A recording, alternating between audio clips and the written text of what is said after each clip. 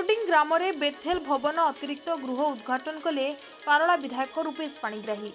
गजपति जिला गुमा ब्लॉक तरभा पंचायत अंतर्गत बुरुडिंग ग्राम ठारे आज बेथेल भवन बुरुडिंग एरिया कार्यालय अतिरिक्त गृह एवं गेट उद्घाटन कले मान्यवर पारला विधायक रूपेश कुमार पाणिग्राही।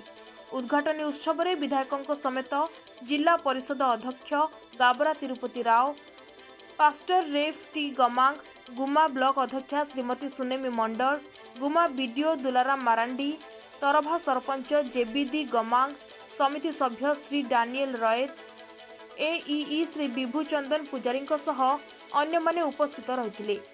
बीजेडी सरकार समय मुख्यमंत्री स्वतंत्र सहायता पांठी द्वारा प्रथम अनुमोदन राशि 10 लाख पर 4 लाख अनुदान दि जाइथिला। वर्तमान बाकी रहितिबा कार्य पई जहाँ राशि दरकार विधायक रूपेश पाणिग्राही तांको निजस्व विधायक पांठीरु देबे बोली प्रतिश्रुति प्रदान करिसेंती, जहाँकि आज 2टा बेले विधायकों पक्षरु सूचना मिली।